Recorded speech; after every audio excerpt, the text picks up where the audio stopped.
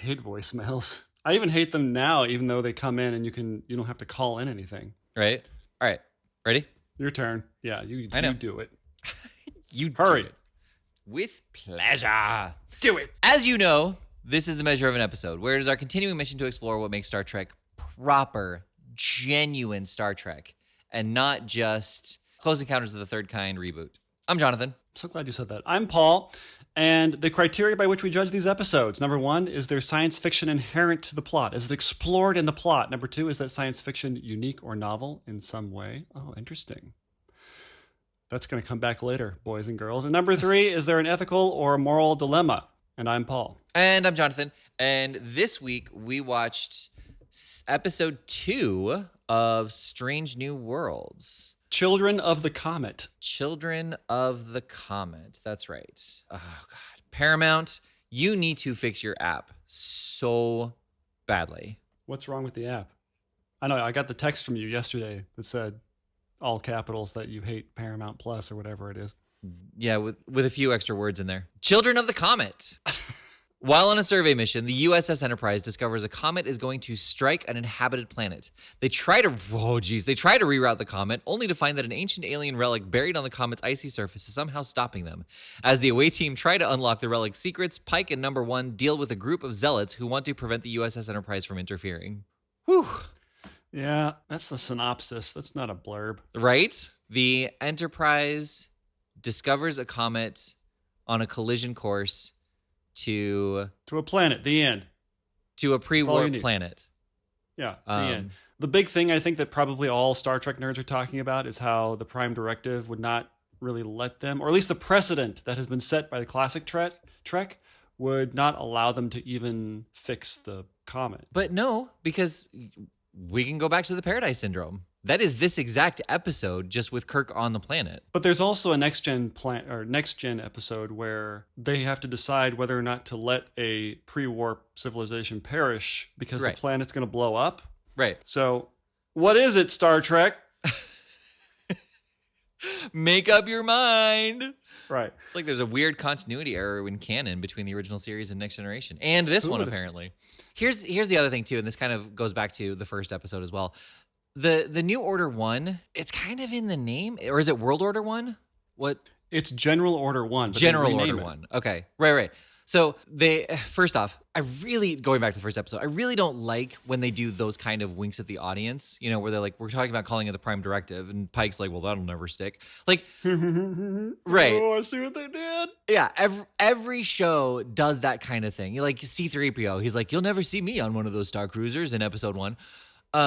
But like, have a different reaction, like we're thinking about calling it Prime Directive. Just be like, why? What's wrong with General Order 1? That works. It's exactly. Almost the same amount of syllables. Instead of doing that little wink to the audience, I mean, you're still doing it, but you're just doing it in a way that's a little bit more conversational. Well, let's talk about Pike for a second, because there's a certain level of, I'm not, like, the way that he's playing everything, he's like, I'm not really taking this that seriously. For most of it. Like, he's dripping with charm. We get it. Yeah. His hair is hypnotizing. We get it. Especially in this episode. I know. They really doubled down on the hair. It's like... the next episode, he can't get through the doors. He's so great. But there are moments where he does get very serious, but for the most part, even when he's being shot at by an alien race that far exceeds him in technological advancement... Yes. He still is kind of like, well, that was unexpected. It's like, what are you doing for dinner tonight? It's like that. It's like that kind of suave going on, which I like. I like that whole thing. The problem is, I feel like the motivation for that is, I'm going to be dead soon. I don't really care. Like I am on borrowed time. It's not even borrowed time, because it's not that he almost died and is now alive. Like he knows when he's leaving. He knows his exit ticket. Well, that has been an heretofore undecipherable saying at this point, because it doesn't make any sense either way you look at it.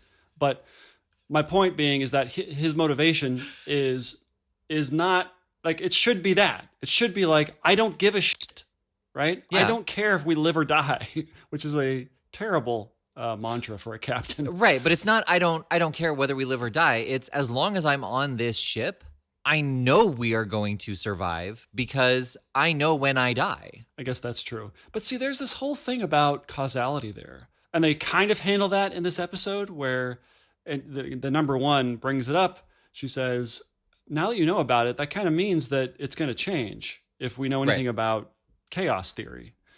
And that's not what she says, but that's the implication. Yeah. That's implied.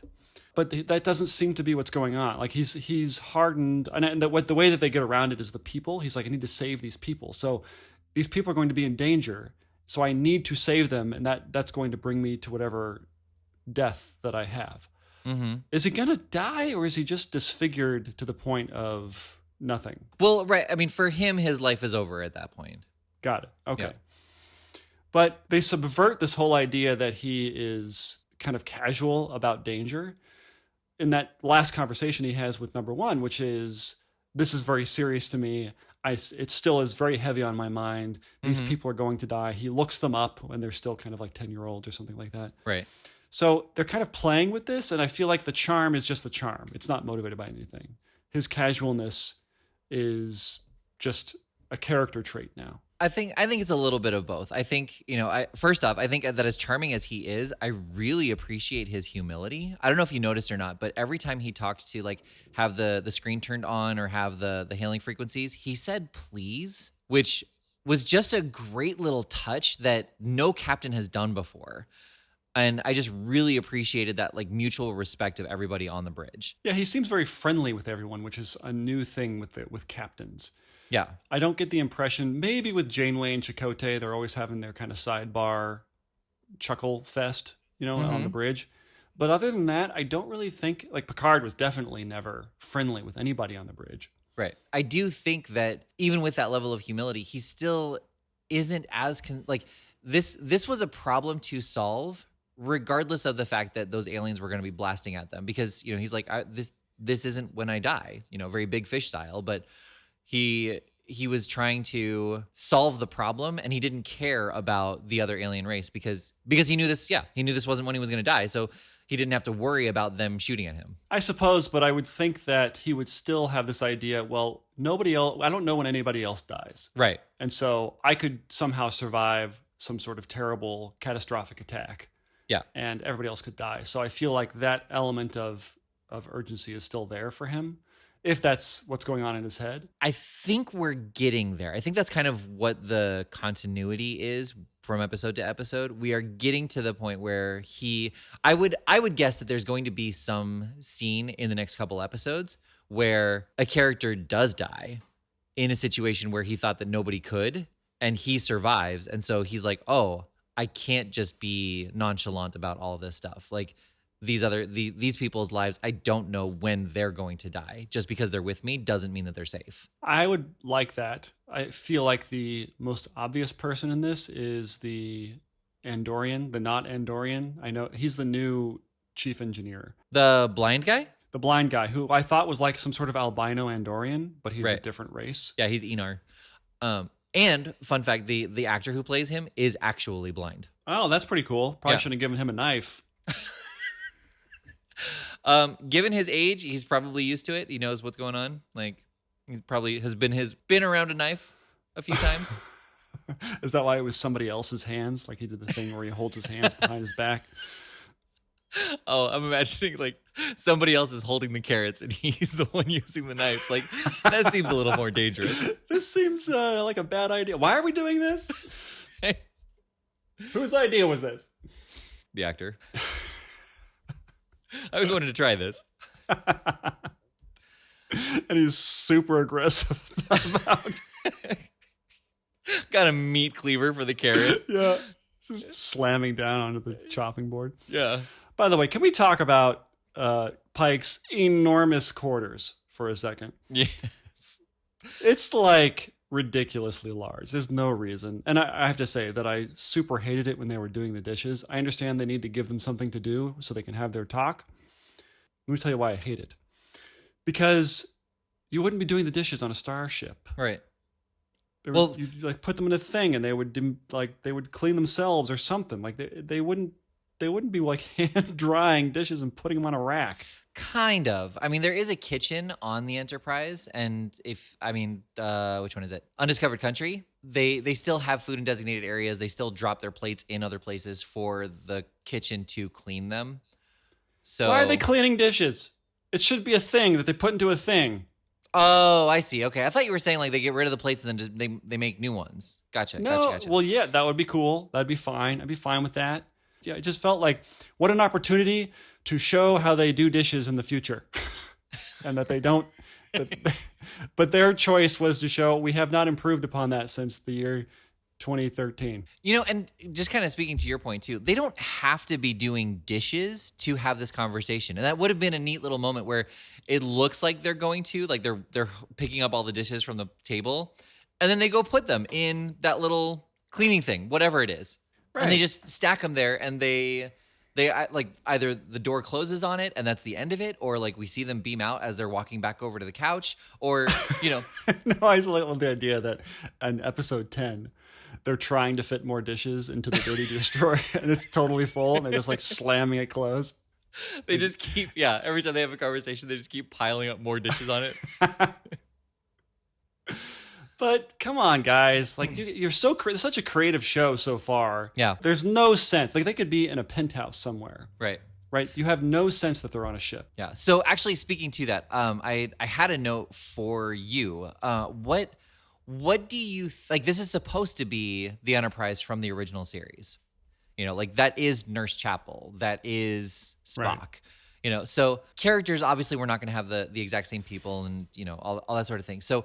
What do you think about updating the Enterprise in the way that they have? Like, do you accept that this is the original Enterprise and it's just this is what Gene Roddenberry would have done if he was given a budget and they had the technology? Or does it bother you? I know you talked about like how spacious it is both in the last episode and the captain's quarters, but does it bother you that they're not trying to match the aesthetic of the original series? No, I like the way they're doing it. I feel like it would be silly of them to try and have some sort of fidelity to the old way, which looks like crap, right? Right.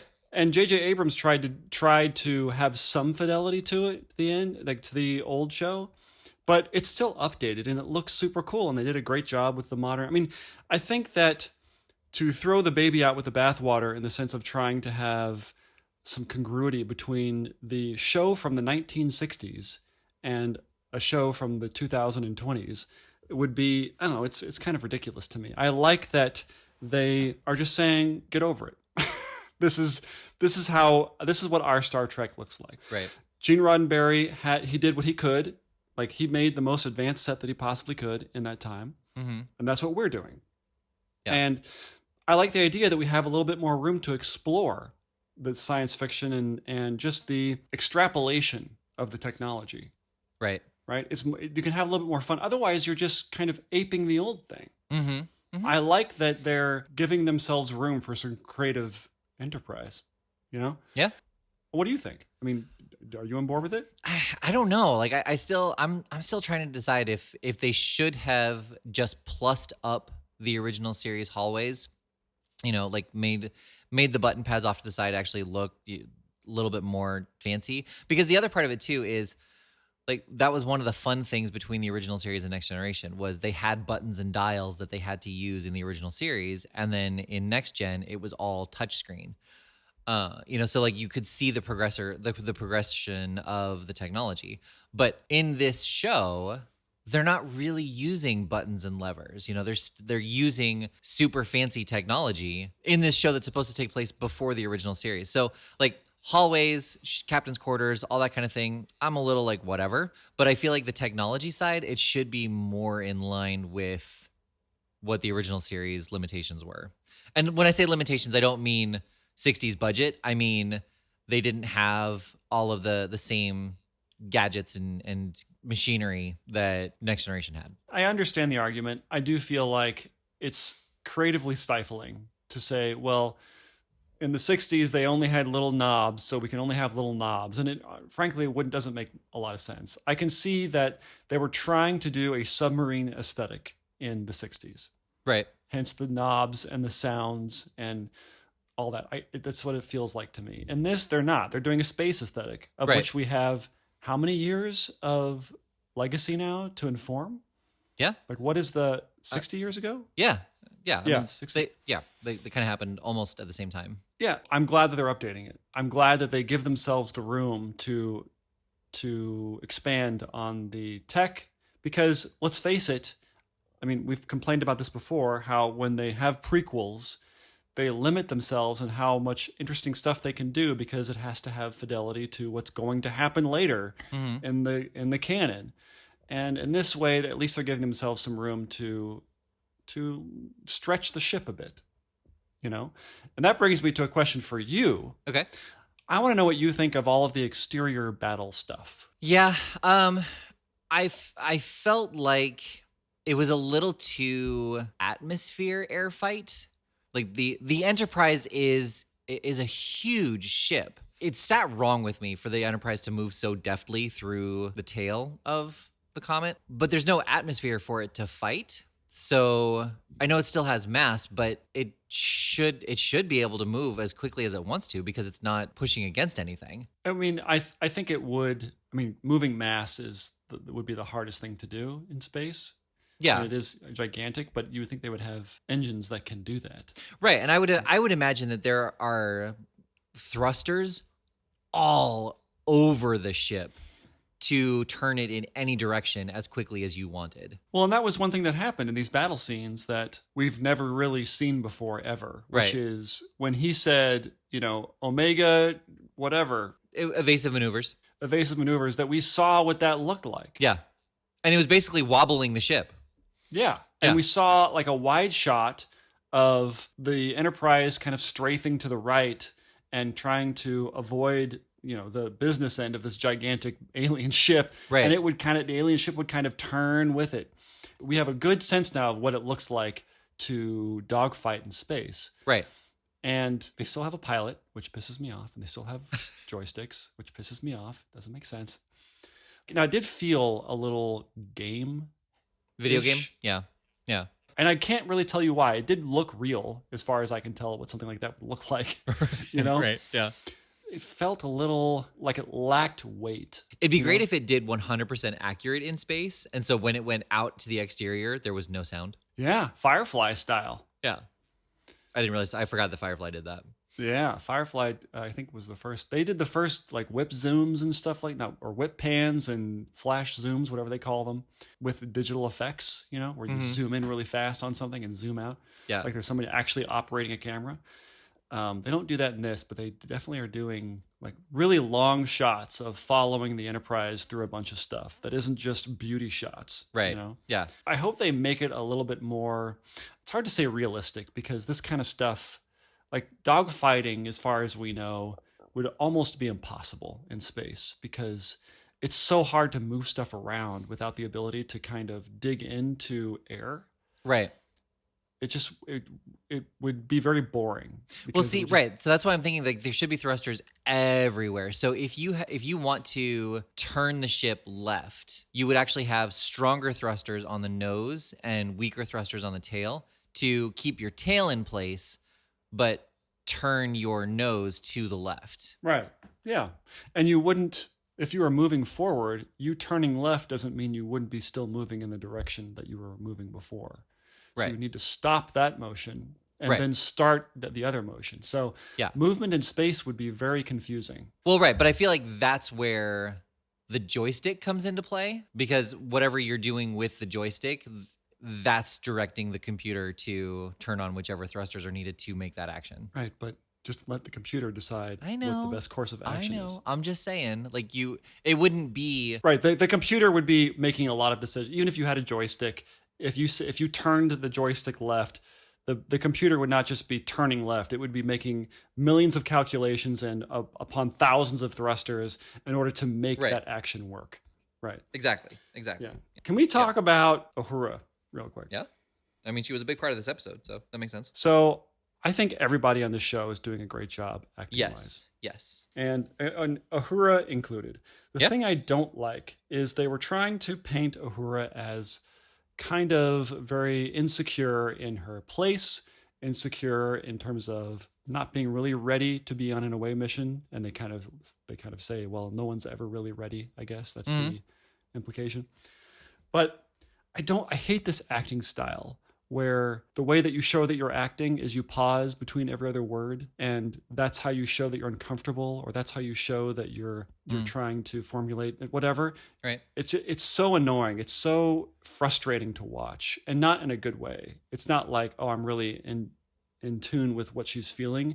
I Right. feel like this is just her way of trying to use cadence as acting. Okay. Like, it doesn't quite work for me. I guess the truth is, I'm not sure I'm actually all that Starfleet. And also when she's kind of put on the spot as to why she's in Starfleet, it pisses a bunch of people off, right? So like, it's like, yeah, I mean, I'm trying it out, you know? It seemed like it would be fun. You know, it's like saying like, wow, I worked like 10 years of my life to even get to apply to the, you know, it's like somebody had to die for me to be Right. here. Well, yeah, I mean, and they kind of said that, you know, like Starfleet is the best of the best. So you being here really indicates how good you are, but the people who are here are committed to Starfleet. So if that's not your path, then you need to figure that out real fast. Well, yeah, it was, if you don't want to be here, fuck off. Right. Yeah. And like in the, you know, in the nicest possible way, you know, they weren't like, you know, we never want to see you again, but they were like, you are being unfair to those who will commit to this. Right. It just, yeah. And I liked that sentiment. Yeah. I don't know if it makes a lot of sense, because I feel like to get, even if you're this genius linguist, whatever, a cunning linguist. Oh, very few times is that appropriate.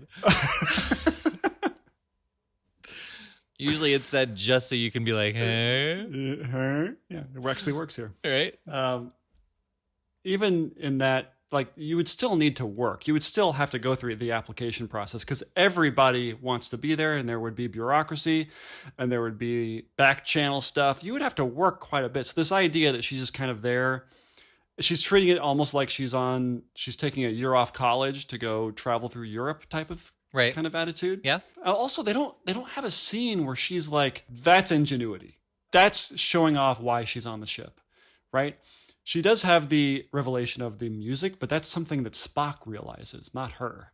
She just kind of figures out somehow which notes to use, which they don't show her going through any kind of process to figure that out. She just kind of seemingly guesses. Well, yeah, so she was just kind of humming a song to herself, and then it started to play back something. Well, the walls light up. Yeah. Yeah, but it was resonating back a melody to her. And then she realized that it was singing back to her the same song that she was singing. And as Pike said, it can't be a coincidence. So what I like that they didn't wrap that up, and I kind of hope they don't, just because that's a very Star Trek thing where they do imply this bigger question that never gets addressed again. Yeah, this actually feels the most like Star Trek of any of the modern Trek, hands down. Yeah, most even definitely. with the walk and talk down the hallway. Right. I don't remember. I'm sure they do it in Discovery, but not like this. Yeah. Yeah. You know? Mm-hmm. Feels very Star Trekian. It feels familiar without it being a rip or a nod. Right. Or a wink. Yeah. It just feels like what happens in Star Trek. Right. Exactly. Yeah. And yeah, I agree. It feels like maybe this is going to play a bigger role later. Right. But like I said, I hope it doesn't. I hope that it's just kind of like a conspiracy where it sent out that distress signal, and they're like, but to who? Who cares? Never happens again. Yeah. Damn it. Man, do I want another episode of that. Maybe they'll bring it back. Right, but again, for them to bring it back, they have to go into the future, which for some reason they really are reluctant to do. Well, there's this whole thread that I know nothing about with Discovery that they've mentioned a couple of times about how they opened a thing, like a time portal with Discovery, and they know what Discovery is. Is Discovery happening in tandem? Yes. So that's kind of what Pike and Spock were talking about in the elevator in the first episode. And I would imagine that they're not really going to bring it up again, especially since they're not supposed to talk about it.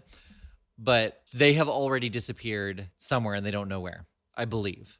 I don't know the actual plot lines, but I know that Discovery was in the past before Strange New Worlds and the original series. And now it's like 300 years, 700 years in the future. Okay. Well, they might bring it back. I mean, it does kind of magically, it seeds water to this planet that obviously didn't have a lot of water Right. This object. See, and I was really hoping that was an Easter egg for another planet that was mentioned. Like Persephone 3 is a planet from Next Generation or Voyager or Deep Space Nine or something, where it is a very like they talk about how lush and green it is. Right. But it's that'd not. be interesting. Yeah. It's not. There is a Persephone 4 that's mentioned, but not Persephone 3. So I would have liked it if they said, yeah, this comet is bringing water to an otherwise desert planet. Basically it's seeding life everywhere, and it starts they cut down to the planet, and it starts to rain very heavily, and I would have loved it had the inhabitants just start screaming in pain because they're allergic to water. Yep. Yeah, I was actually I thought the same thing. Or they were genuinely terrified of it. They just start killing themselves because they don't know what's happening. Well, the Armageddon has come. Yeah. Now is the time. Right. But they didn't do that. They didn't do that. Okay, so I do have I think a good criticism for this show. Okay. Which is the number one, Rebecca Romaine. Yeah. No longer Stamos. Married to, she's now Rebecca O'Connell of Schleiders. Oh, yeah. Feeling a bit underused. Feeling kind of redundant. She doesn't really have much to do. The last episode, the first episode, she's being held hostage, and so she's the MacGuffin, kind of. Right. And this one, her only real worth is when she's talking to Pike about the future that he knows. Yeah. And I don't know, it's kind of making me nervous about her character, because if you think of Riker, he always contributes something of some worth throughout the episode as a number one. Like the number one is kind of a tenuous character because he needs to be someone of authority, but the main character is the captain. So can't give him too much authority or too much work. But even on the ship, on the bridge, when something needs to happen, it's Riker who announces it. Red alert! He's the one who says that. Very rarely does Picard say red alert. And so they give him stuff to do. They're not giving her much to do. And it makes me wonder, like, what are they going to do with her? Right. I feel like maybe she's the one that's going to die if somebody dies. Maybe. That would be interesting. Right. Because they're not ingratiating her to us. Right. Not yet. Really. Yeah. I mean, to be fair, like she was barely in the first episode. And, so this is really only the first episode that we've seen her in. So she may get more come the next episode, but you're right. Like this was weaker for her as far as character development. Like I don't care about her at all. Let's put it that way. Right. Everybody else, I kind of have a little bit of skin in the game, right, as it were. Yeah. I wanted there to be more of the engineer guy. He seems like a super interesting character. Which one's the engineer? The albino Andorian. Oh, okay, yeah. Okay, the chief engineer. Right. And what did you call him? What was his race? Innar. Okay. I want our Geordi moments with him. Yeah. Which again, I'm sure we will get. Like we haven't seen him in engineering yet. We saw him beam on. Did we? Oh, that's right. We saw him beam on. Yeah. You're right. Got it. Yeah. So I'm still excited about this show. Yeah. Me too. So proper Star Trek. I'm going to go with yes. See, what?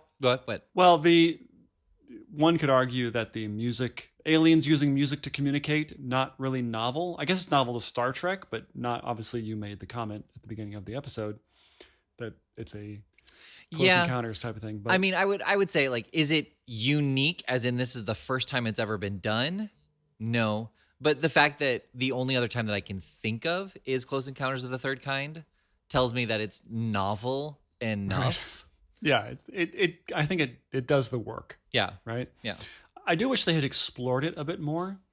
Right. The only way that they really were able to figure anything out was just by Uhura intuiting things. Yeah. And that gets boring real fast when it's just like she's a genius and so she figured it out. The end. Right. Well, yeah, I mean she did figure out that it was a major chord, and then Spock was like, Vulcans have theorized that certain musical notes compiled together is aesthetically pleasing to all races or something like that. It was a bit of, we need to teach the audience real fast how music works. Right. Yeah. Real fast. Yeah. So what's the engineer's Noonien sing? Not an engineer. La'an. Yeah, La'an. She's not an engineer. She's the security officer. Right. They look at her when it's time to sing. And she's like, don't look at me. I'll blow the whole thing up. It's like, really? You're not going to try? The whole planet / Enterprise hangs in the balance. You're embarrassed because you don't want to do the karaoke just once? Give it a shot. That would have been amazing. Lives are on the line, Lieutenant. This is an order. That would have been interesting if they ordered her Right? to do it. Ordered her to sing. Yeah. It's like, I don't care. I'm not going to do it. Right. Do it! Apologies. Yeah. Says outbursts, anger. But yeah, I feel like you would have had her try. I thought they were going to have them like singing 3-part harmony like chipmunk style. I actually did. They were going to do. I thought they were going to do something similar to that when she was telling Spock to do what I do, you know, and like I thought she was going to have one of them, you know, just sing the bass part over and over and over, Right. and then Yeah. you know have the other two do the correlating harmonies. But again, Right. And they were kind of using the reverberation as the third part. That's Yeah. what it sounded like. But the other thing too about the music was I didn't like that they didn't figure out what they were saying, you know, and as a linguist, I you know, music is a language, so it would have been nice if she had figured out at least some rudimentary things about what either the notes were or what the chords were or something, because all they did was just sing back to it and it opened up. Right. Yeah. They didn't have really any communication with it. Yeah. They kind of turned it on and got it to respond to stimulus, which was them singing. Right. But there wasn't really any sense that it was intelligent. Right. Or that it was, I mean, obviously it was built by something intelligent, maybe. But yeah, I did feel like, in terms of if we were really going to nitpick at this, that if you were to compare it to a Next Gen episode, they would have discovered a little bit more about this object by the end of the episode. It Right. feels still very vague, and which makes me think it's such a good idea. Why would they just abandon it now? Yeah. And I guess that's the title of the show. And so they're going to encounter strange things they can't explain. Get over it. But I don't know. Like, it seems like a curiosity you could re-explore at a certain point, maybe. Right. Right. Or never. Yeah. I mean, Yeah. both of those things are totally Star Trek now. Yeah. Yeah, totally. All right. So, yes, it is a proper Star Trek episode. Yeah. I mean, so what would you say the dilemma was? The whole concept of interference, I think, plays a pretty heavy theme in this. Yeah. Yeah. And if you like, for me, the dilemma, because they did deal with it with the zealots, you know, the shepherds, was if you can prevent fate, should you? Yeah, and I liked that we got just enough of the other alien, who was, I think, all CG Yeah. of some kind. Maybe there was a little bit of real person in there. I think we got just enough to be interesting, and they didn't go any farther with it. Right. Yeah. And Yeah. well, and I also like that at the end, you know, he was like, "You have not made an enemy today." So I was like, "Okay, cool. We may never see you again then." All right. And also, like, we do not leave enemies. It's like, 5 minutes ago you were in a fight, you know? Yeah. It's like, I feel like there would still be some animosity because you didn't do what we told you to do, Right.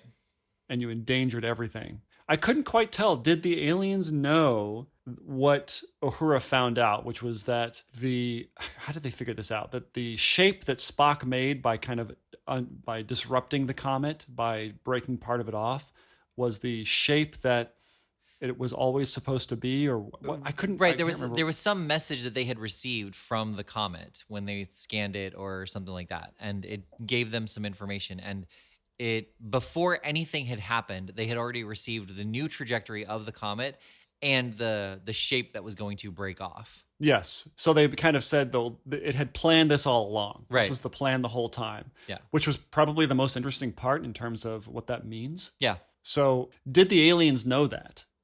Did they know that what Spock did made it miss? Or did the aliens think that that was just the comet doing what it was doing? My understanding was that they just believed it was the comet doing what it was doing. Okay. So they should be still enemies because they were messing with it, right? Yeah, but they didn't know. Like that was Pike's whole point, was that they were breaking it without touching it, and he did not have enough of a signal register to be identified from the aliens. It was great when Pike was like, and just for the record, we're technically not touching it. Yeah. Right. Because that's what they meant. Right. Right? Yeah. So yeah, proper Star Trek. Yep. Good job, Strange New Worlds. We're with you. We're behind you all the way. Yeah. I mean, yes, 100%. But I will also say that we were this excited about Picard in episode 2 as well. By this point, we're still on par with Picard. Yeah. If episode 3 maintains this excitement, then it will have surpassed Picard as far as our reaction to it. Although, in terms of this moment in season 1 of Picard, I think we hated it by now. Season 1, yeah. Season 1, yeah. So But I mean, we also did the whole thing at once, so it's a little bit more difficult to say where we were as far as enjoying it.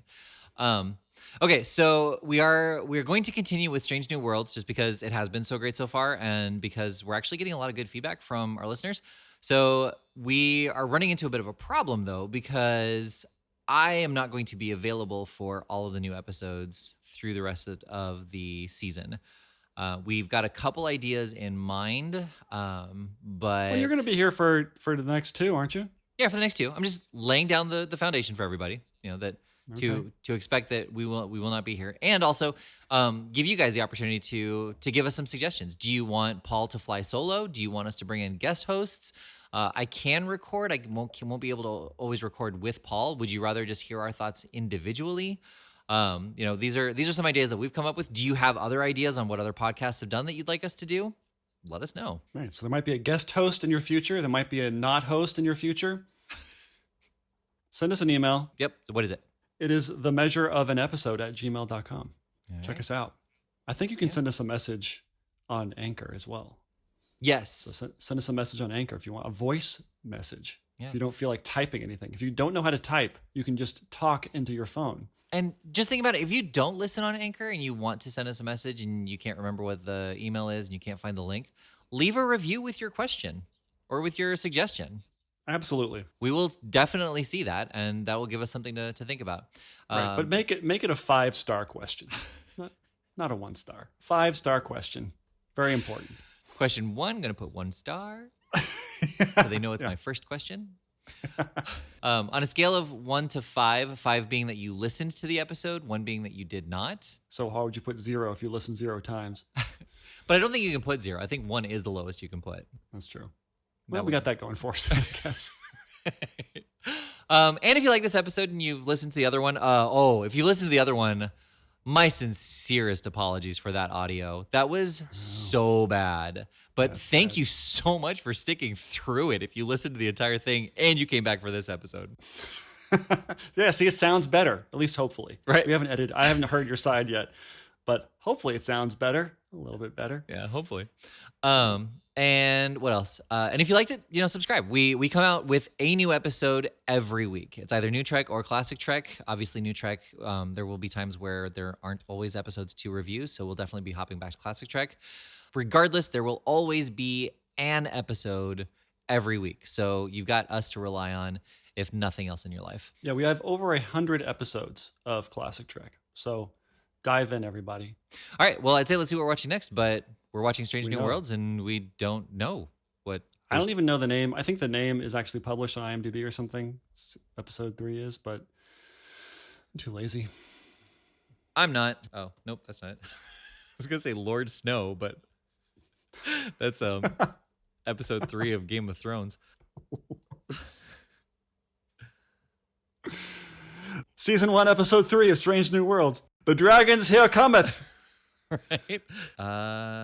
Ghosts of Illyria. Oh, that's not much different than... I could see that being a Game of Thrones title. So, right. Well, so here's the thing. So far, the Children of the Comet and Ghosts of Illyria, both of those have very Doctor Who feeling titles. They do feel like original series titles too, though.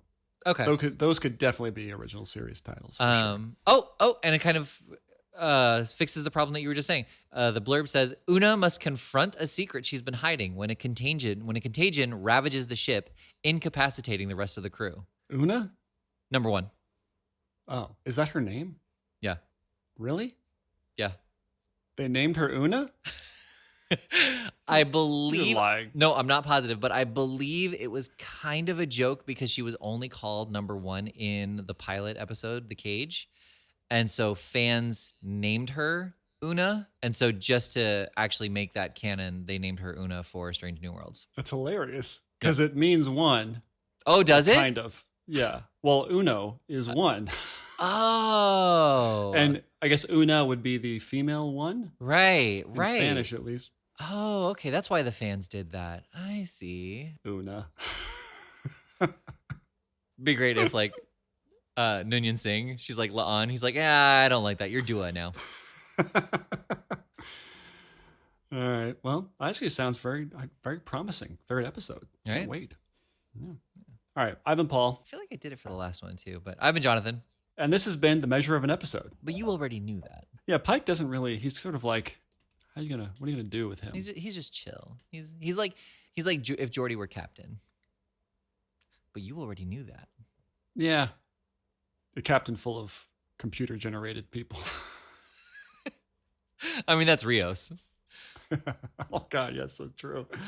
Wait a minute. If Geordi owned La Serena, like he would. He built it.